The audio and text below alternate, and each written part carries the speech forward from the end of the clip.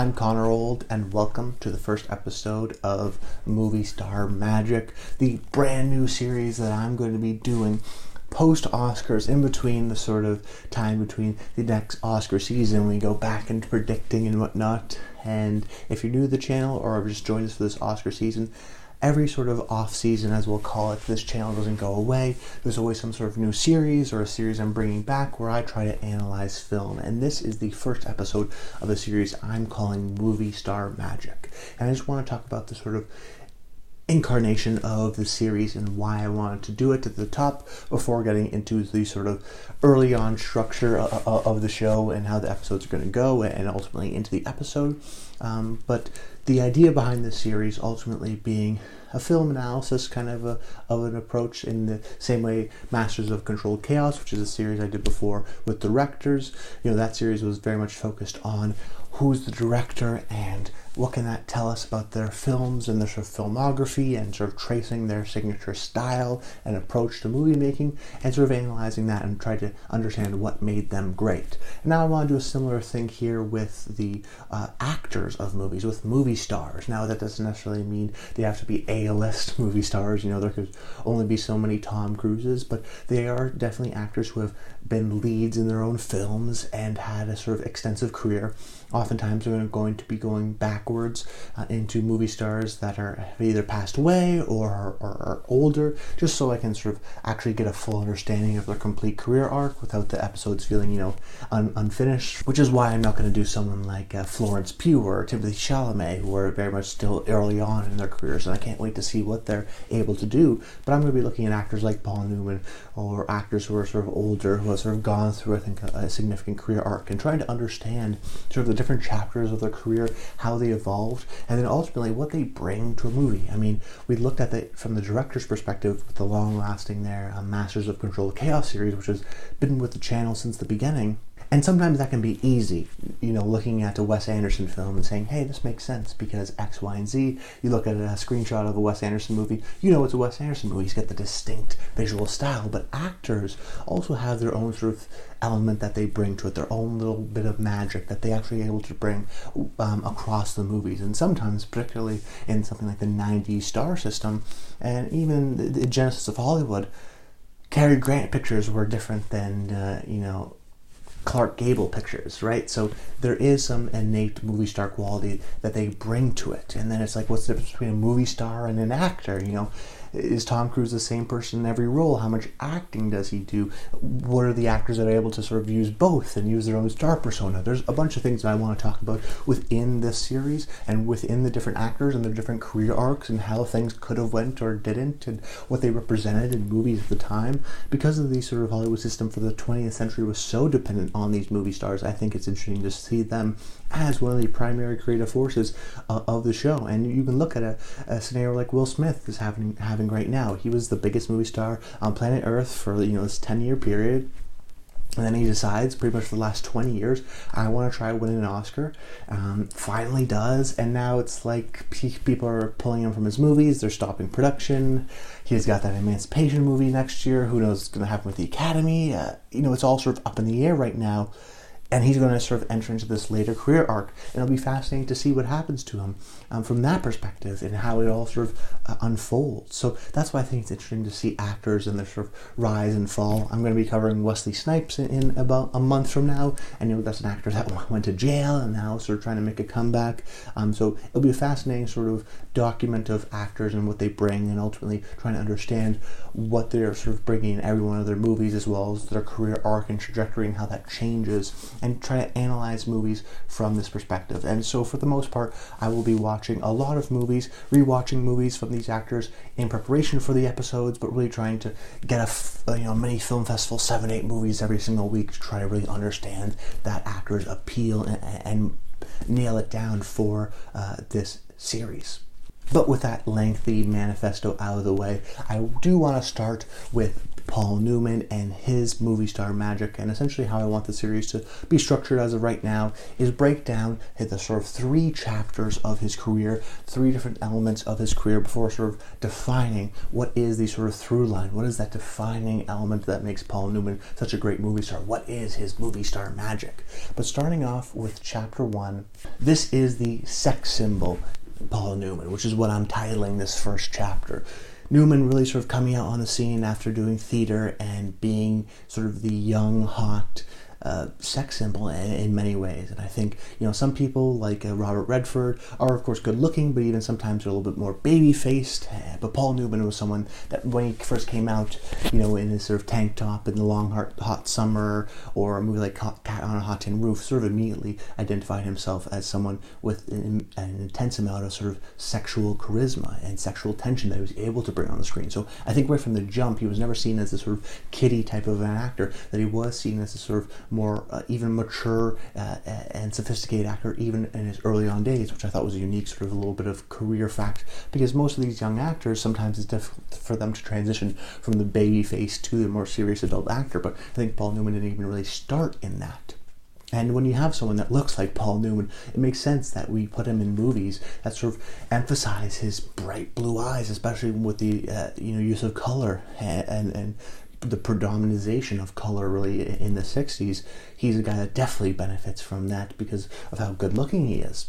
And I think for the defining role in this chapter, I have to go with the hustler, playing Fast Eddie, and then of course a role he would reprise later on for The Color of Money, but it is sort of a role where Newman quickly sort of, I think, manipulated the sort of sex appeal factor that he brought to his movies by being it as a sort of base of this is what's really interesting about me, but I'm actually going to use it to create different characters and sort of more unlikable characters. So I think of a movie like Cat on a Hot Tin Roof or The Hustler, in which he's really not a great guy, but he's so obsessed with pool and hustling and sort of the game of both pool and hustling, that sort of art of it, that he doesn't care about women because he knows he can get any woman he can, and there's sort of that toxic kind of a relationship in that movie, even in a movie like HUD, in which it's almost sort of like an older brother-esque figure, but it also is sort of this young guy who doesn't care about the rules. He's very much an anti-hero before,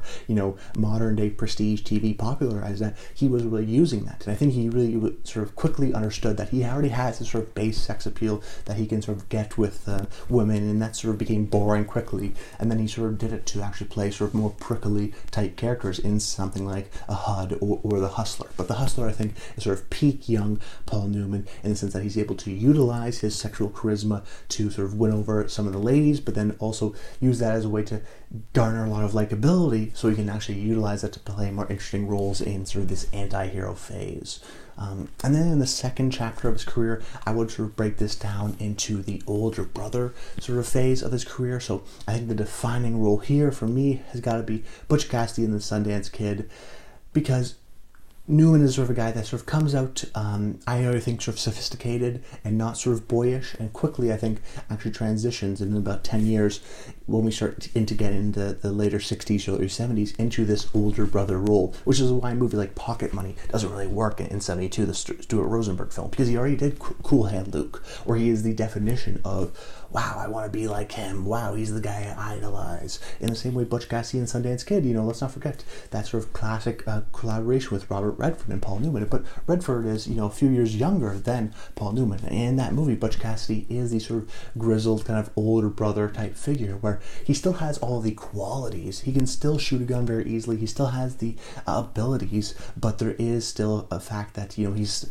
not the new kid on the block. He's been around. He's sort of in the prime of his career, if you would think of it like an athlete, that he's not going to show it off all the time, but you know that he has it in the back pocket because of the sort of confidence, that cool confidence that Newman's able to bring. And I think that's an interesting part of this chapter here, that he had that sort of sexual appeal, but I think early on sort of established a lot of female fans of him, But then later on, he gets a lot of the male fans in this sort of phase because he is sort of the more wise, principled man. That's the title of this episode, and we'll talk about that a little bit later. But I do think that's a defining feature of him, particularly here now in this sort of phase where he becomes a little bit more wise, a little bit more stoic. And in a movie like Hombre, he has these strong principles and ideals, and you sort of look up to him in that sense because he's so rigid in that.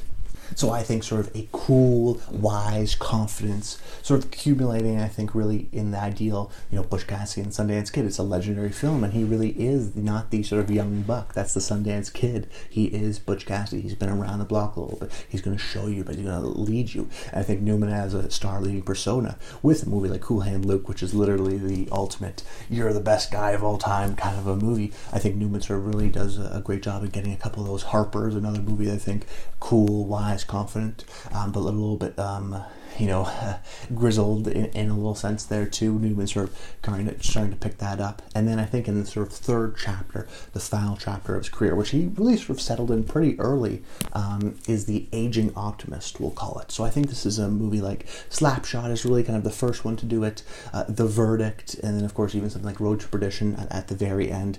This is a guy that I think is idealistic, and I think that's a principled man is something I mentioned already, and I think is sort of a defining feature of his. Particularly I call this one the Aging Optimist, because I do think of roles like Slapshot or The Color of Money or The Verdict is not necessarily the cynical, grumpy old man, but the man with still sort of a little hope and glimmer in his eyes. If the old brother phase is the cool confidence, he still has the abilities.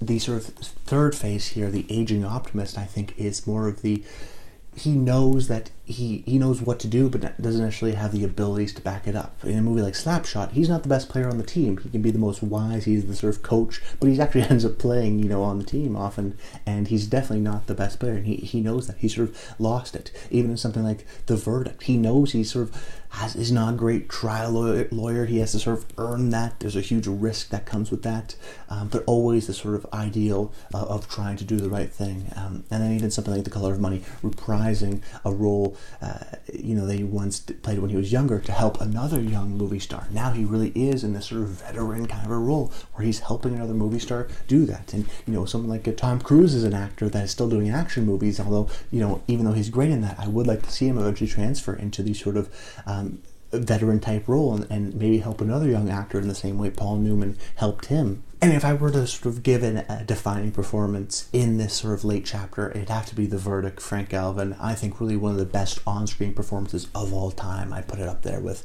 Al Pacino in The Godfather. And it really is sort of one of these legendary type performances in Sidney Lumet's masterpiece about an aging lawyer that goes up against the Catholic Church in what should be an easy case, but is increasingly difficult because of his sort of lack of skill as a lawyer and his severe alcohol problem. So it is interesting to see The Verdict and Paul Newman really being one of the first actors to sort of play the sort of star persona element within his own career. Oftentimes it helps to know where actors are within their career, because when we're looking at movies like The Verdict, which is 40 years old now, it helps to know that at the time there was a certain element of, hey, this is Paul Newman, multiple Academy Award winner, and his star persona adds to the actual performance, I think. And I think the movie works on its own. However, I think with the added context of the sort of dual meaning layering, of the sense that Frank Galvin is this lawyer that really sort of his life didn't go the way it's supposed to, but he's older and he's giving it one last shot. And I think Paul Newman, if you read it in the sense that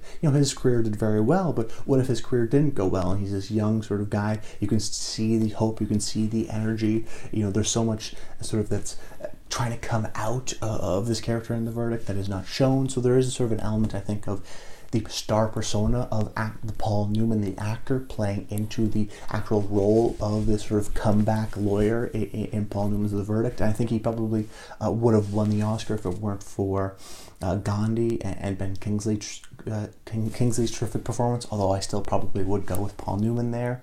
But I think particularly in this later half, even in a movie like Color of Money, which can be showy, a movie, I think of a movie like Road to Perdition or even Cars, he is subtle, he is reserved, he is kind of tired and over the hill, and he's embracing that. He's not really trying to be this young kid anymore. He is trying to, it is sort of like this one last gasp kind of a thing, and you see the hope, you see the idealism in his eyes, but it's the sense of restraint that really sort of made him stoic, I think, early on, but now makes him sort of this idealized, truly wise kind of a man.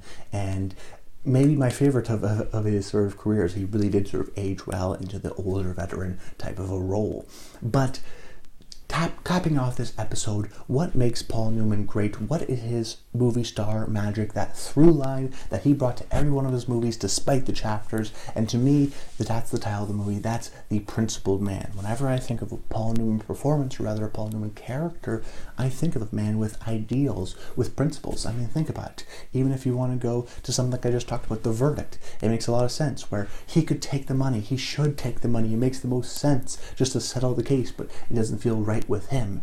You know, he wants to go for it all. And I think because of his actual natural good looks, some people can sort of get a little bit far, movie stars, because they're good looking. You know, there's a lot of people that can't act but are good looking that get parts, but oftentimes those guys are pretty boring leading men, and they phase out. But what Paul Newman was able to do so well is not only was he a great actor and incredibly good looking, but he was actually able to quickly, I think, transfer that sort of initial sex appeal of his early days into becoming this sort of stoic, wise figure. He would play a guy that's sort of complicated in a movie like Ombre, but he's a man with morals. And, you know, sometimes it's interesting to lay an anti-hero or a hero with problems. In a movie like The Verdict, he is a sort of a deadbeat alcoholic. Or in HUD, he is a real jerk, a real anti-hero. But what he does have is he's able to gain sympathy as a character or as an actor through his morals. That HUD is a guy that you maybe not like, but you're definitely attracted to. But why are you attracted to? I think because he has a strong set of morals, a strong belief system that even if you don't believe directly in, you appreciate that sort of confidence, especially in a movie like, I think, Butch Cassidy and the Sundance Kid. And someone like a Robert Downey Jr. can play sort of these anti-heroes and these unlikable characters, but because he's so funny and charming and charismatic, you don't really care that he's a bit of a jerk. Where in Paul Newman's case, he doesn't really have, I think, as much funny chops. I mean, he's good in Slapshot and, you know, something like The Sting. You know, he's great in that too. But I do think that he actually uses his good looks and is attracted to characters with strong moral codes. I mean, Cool Hand Luke he gets so much respect because of his sort of appreciation and dedication to that principle. And I think it works really well because you have this guy who is incredibly good looking, and it becomes a representation of those ideals. I think his actual good looks become this physical embodiment of these great ideals, because you think of these ideals of humility, of heroism, of courage, and you think, wow, these are sort of idealistic, incredible, time-tested kind of great ideals. And then you put them on a man that's so good looking, I think it makes sense. You go, oh, well, that's the guy who I want to represent these ideals. He's not someone that's sort of scummy and weird or off kilter. He is sort of plain sometimes. He is sort of vanilla, but he is the sort of strong-jawed, stoic kind of a man that can represent those ideals, which is why I think he is sort of the principled man in so many of his roles. Even going back to a Cat on a Hot Tin Roof, he is kind of an unlikable character now. A lot of the gay subtext is there, but has sort of been written out of the movie, so that movie doesn't work as well. But even something like The Hustler, I think there's an appreciation to the man and his craft and his sort of dedication to that. That even if you don't like all the actions that the character does, you appreciate the man and what he stands for. So when I think of Paul Newman and what he brings as a character is being attracted to those characters, but also being sort of stoic representation of those ideals. But that's about it, guys. I hope you enjoyed the video. Make sure you comment below. Let me know your thoughts on Paul Newman. What are some of your favorite movies of his? You know, I think some underrated ones. Harper is definitely a good one.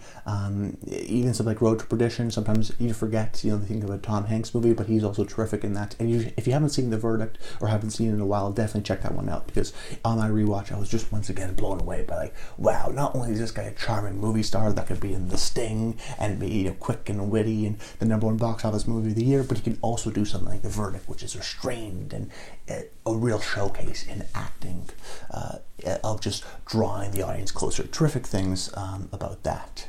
But that's about it, guys. I hope you enjoyed the video, and until next time, stay tuned.